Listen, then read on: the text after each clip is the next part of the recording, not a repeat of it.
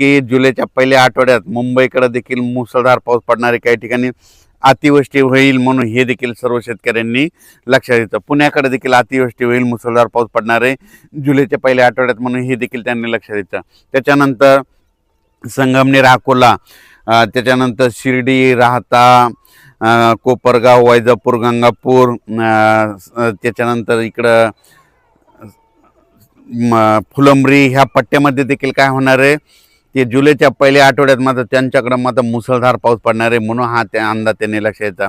नंदुरबार जिल्ह्यातले शेतकऱ्याचे फोन आले, नंदुरबार, धुळे जिल्हा, तर की आमच्या भागामध्ये काही जिल्ह्यात पाऊस पडला आणि काहीकडे राहायचं। तर नंदुरबार, धुळे आणि उत्तर महाराष्ट्रातल्या शेतकऱ्याला तुम्हाला एक सांगू इच्छितो, तुमच्याकडे पाऊस लेट येणार आहे पण तुमचं मात्र चांगलंच करून जाणार आहे।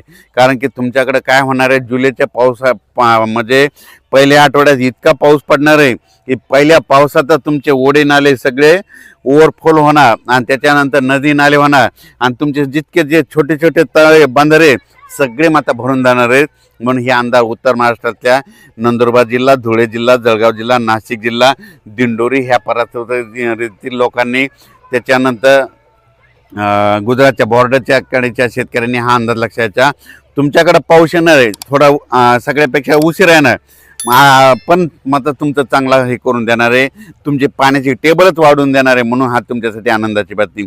त्याच्यानंतर मराठवाड्यातल्या शेतकऱ्याला सांगू इच्छितो, मराठवाड्यामध्ये परभणी जिल्हा, बीड जिल्हा, लातूर जिल्हा, हिंगोली जिल्हा, नांदेड जिल्हा, संभाजीनगर आणि जालना जिल्हा, मराठवाड्यात आज देखील 27 तारखेपासून म्हणजे आज देखील रात्रीच्याला पाऊस आहे। म्हणजे 27 पासून ते 8 तारखेपर्यंत मराठवाड्यात दररोज वेगवेगळ्या भागात, वेगवेगळ्या गावात, वेगवेगळ्या तालुक्यात असा दररोज वेगवेगळा भाग पकडत असा पाऊस पडणार आहे। म्हणून मराठवाड्यातल्या शेतकऱ्यांनी हे अंदाज लक्षात घ्यायचा। जमिनीमध्ये ओला असेल तर तुम्ही तुमचं पेरून टाकायचं, नसता मग काय होईल की तुम्हाला 10 जुलै नंतरच पेरणी करायला वेळ भेटेल। कारण की आता मी सांगू शकतो, मी माझ्या शेतात ते 4 दिवस झालं वापसाच होत नाही, आम्हाला पेरायचं आहे पण पेरणी करताच आहे ना। म्हणून शेतकऱ्यांना ज्यांच्याकडे ईदभर ओले त्याने पेरणी करून टाकायची मराठवाड्यातल्या शेतकऱ्यांनी। त्याच्यानंतर विदर्भातल्या शेतकऱ्याला सांगू इच्छितो, विदर्भामध्ये आज देखील 27 पासून ते 8 जुलैपर्यंत चांगला दररोज वेगवेगळ्या भागात जोराचा पाऊस पडणार आहे। ज्या भागात वंचित राहिला त्या भागात देखील ह्या 8 ते 10 दिवसात पडून जाणार आहे। म्हणून ज्यांची पेरणी ईदभर ओल असेल ते विदर्भातल्या वर्धा जिल्हा, नागपूर जिल्हा, भंडारा जिल्हा, यवतमाळ जिल्हा, वाशिम जिल्हा, हिंगोली जिल्हा, अकोला जिल्हा, अमरावती जिल्हा, बुलढाणा जिल्हा, त्या शेतकऱ्यांनी काय करायचं, जमिनीत ओल झाली तर तुम्ही तुमची पेरणीची काळजी करून टाकण्यास काही हरकत नाही म्हणून हेच देखील विदर्भातल्या शेतकऱ्यांनी लक्षात घ्यायचं।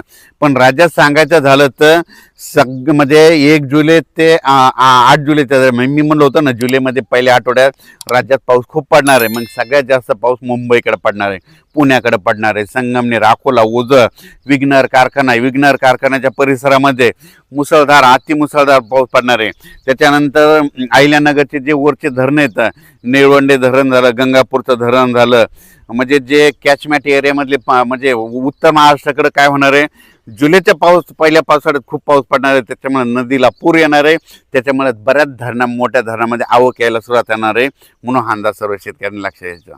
शेतकऱ्याला सांगू इच्छितो, शेतकऱ्यांना ज्या भागात अद्यापही पाऊस आलेला नाही तर म्हणजे ह्या 27, 28, 29, 30 ह्या 4 दिवसात येईल, पण त्याच्यामधून जर काही गाव जर उरले तर 1 जुलै ते 8 जुलैमध्ये पाऊस पडणार आहे आणि त्या शेतकऱ्याची पेरणी होणार आहे। म्हणून शेतकऱ्यांनी घाबरून न जाता हे अंदाज लक्षात घ्यायचा।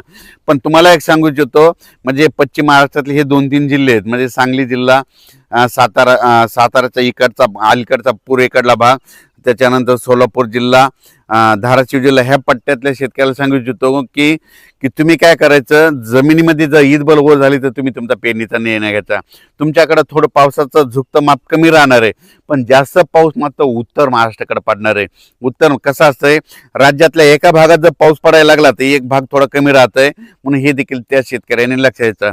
तर यावेळेस मात्र उत्तर महाराष्ट्रातल्या शेतकऱ्यासाठी आनंदाची बातमी, नंदुरबार जिल्ह्यातल्या शेतकऱ्याचे फोन आले, आमच्याकडे पाऊस कमी, तर तुमच्याकडे कमी असला तर काय हरकत नाही, पण ह्या म्हणजे 3 दिवसात 1 जुलै ते 10 जुलैमध्ये जे पाऊस येईल ते तुम्हाला खूप म्हणजे सगळ्यात महाराष्ट्रामध्ये जास्त पाऊस पडणार मग तुमच्याकडे राहणार आहे म्हणून अंदाज लक्षात घ्यायचा।